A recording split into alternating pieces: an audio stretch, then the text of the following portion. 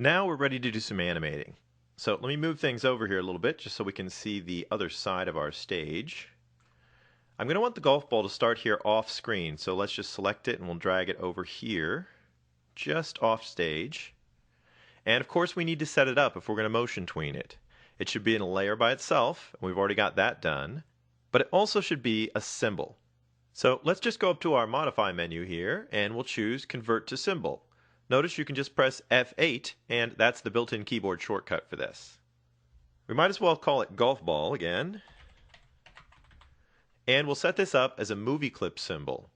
For the registration, I'm going to want to use the center of the ball, so I'm just going to click on the dot in the center of my control here, and we'll click OK, and we've got our movie clip.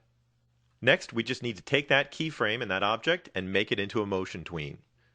Since we still have it selected, I'm going to go up to the Insert menu and choose Motion Tween. Now you can see it gave us a few frames, and you can also see that the other layers disappeared, just like usual. Let's set up our animation to, let's say about 60 frames here. And at 24 frames a second, it looks like that's around 2.5 seconds. That should be enough time for the ball to drop right into the hole. And let's set up the rest of our layers so that they're on screen a little bit longer than that. I'll scroll down the timeline just a little bit. And let's just pick frame 120 as a nice starting point. I'm going to click in the pin layer, and holding down my mouse button, I'm just going to drag down a little bit. That way I grab all 3 layers at once. And we can use the Insert menu again. Down under the Timeline submenu, I will insert frames. And notice that the keyboard shortcut for inserting frames is F5 if you want to do that a little quicker. Okay, so now we've got all of our other cast members here staying on the screen.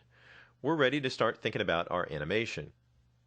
Now, as you remember from last time, all we need to do is set up those keyframes by placing the playhead right wherever we want to make a change. So I'll click up here in the numbers, and you can see that that brings my playhead back in. Here's what I'm going to do. I'm going to go over to about frame 40, let's say.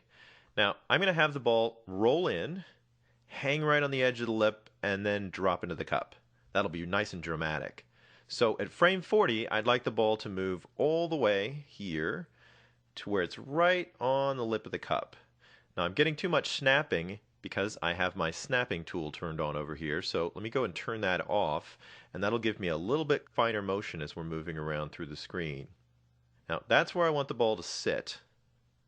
Then, very slowly, I want it to drop into the hole, so I'm going to go out to, let's say, about frame 50 here, and I want the ball to just move just that much around the edge, out and down over the cup. And then, of course, at frame 60, I want the ball to fall right down into the cup. So we'll pull it down here and off the screen. Now, that's not too bad. Let's take a look at our animation. The path looks pretty good. I've got the ball rolling right up to the cup, then it seems to slow way down and then just drop in.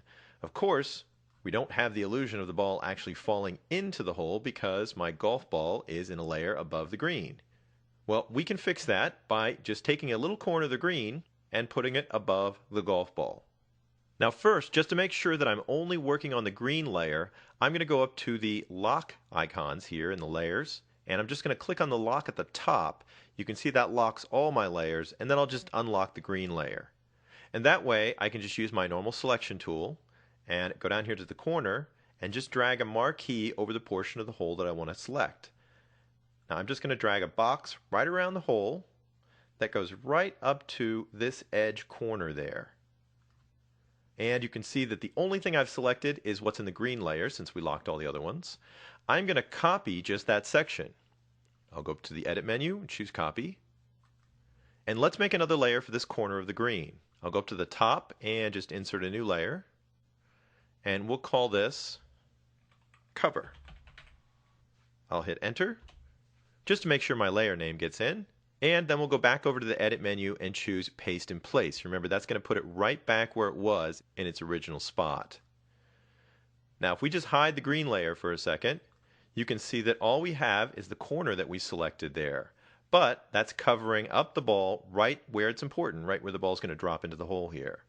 So when I bring that back and we take a look at our animation, you can see that we've got the ball kind of rolling up, dropping off the edge, and now it actually looks like it falls into the spot with that new corner cover on the green.